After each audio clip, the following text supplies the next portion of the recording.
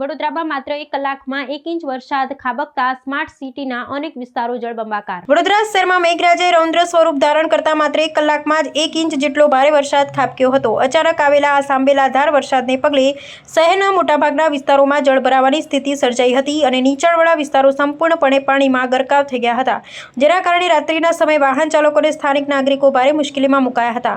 Smart city તરીકે ઓળખાતા વડોદરામાં અલ્પ સમયના વરસાદે ભયંકર પરિસ્થિતિ નિર્માણ કરી હતી। શહેરના મુખ્ય માર્ગો પૈકી રેલવે સ્ટેશન, ગરનાળું, માંડવી, દાંડિયા બજાર અને વુડા સર્કલ સહિતના વિસ્તારો જળબંબાકાર થતા ટ્રાફિક વ્યવસ્થા ખોરવાઈ હતી।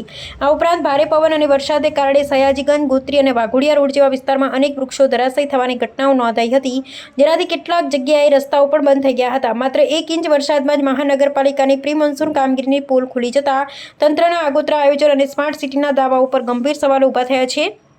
બીજી તરફ આપતકાલીન પરિસ્થિતિને પહોંચી વળવા ફાયર બ્રિગેડની ટીમોએ વરસતા વરસાદ વચ્ચે યુદ્ધના ધોરણે કામગીરી હાથ ધરી હતી। ફાયર જવાનોએ તાત્કાલિક સ્થળ પર પહોંચી ધરાશાયી થયેલા વૃક્ષો દૂર કરવાની અને રસ્તાઓ ખુલ્લા કરવાની પ્રક્રિયા સઘન બનાવી હતી।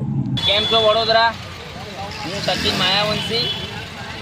આ વખતે પહેલો જ વરસાદ વડોદરાનો કહેવાય ને, એ તો સ્ટાર્ટિંગ થઈ છે 1 કલાકના વરસાદની અંદર વડોદરાની કામગીરી દેખાય છે। પ્રી મોન્સૂનની કેવી કામગીરી થઈ છે ને એ દેખાય છે રસ્તાઓ પર।